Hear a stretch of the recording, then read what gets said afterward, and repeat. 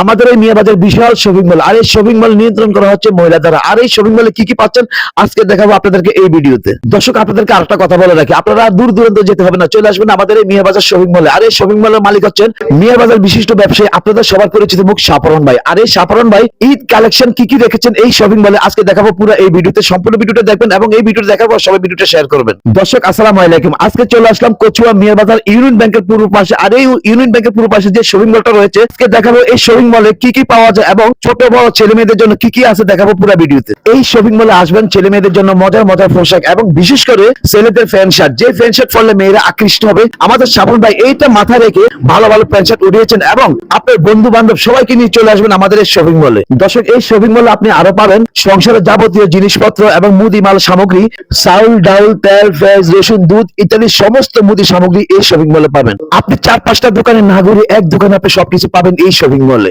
দর্শক, দেখতে পাচ্ছেন যে ছোট ছোট বাচ্চাদের জন্য জামা কাপড়, এই জামা কাপড় গুলা সব শপিং মলে পাবেন না, বিশেষ করে ঢাকা ছাড়া। তো বিশেষ করে আমাদের এই শপিং মলে আসবেন এবং আপনার বাচ্চার জন্য যেটা প্রয়োজন যেটা পছন্দ হয় আপনি দেখে শুনে এবং আপনি নিশ্চিন্ত ভাবে আপনি কেনাকাটা করতে পারবেন। দর্শক, দেখতে পাচ্ছেন আমাদের খোকন ভাই ভার ভার থ্রি পিস গুলো দেখতে আছে, হয়তো ওনার মেয়ের জন্য 2-1 সেট কিনে নিতে, কিন্তু দুঃখের বিষয় ওনার কোনো মেয়ে নেই। তো আপনাদের যাদের মেয়ে আছে কিংবা ছেলে আছে, ছোট ছোট সোনামণি আছে, চলে আসবেন এই শপিং মলে। এই শপিং মলে আপনাদের জন্য বিশেষভাবে ডিসকাউন্ট আছে। তো দর্শক, আর দেরি কেন, চলে আসবেন এই শপিং মলে। আপনার যত বন্ধু বান্ধব আত্মীয় স্বজন আছে সবাই চলে আসবেন। বিশেষ করে এই শপিং মলে মহিলা দ্বারা নিয়ন্ত্রণ করা হচ্ছে এবং মহিলা দ্বারা বেচা বিক্রি হচ্ছে।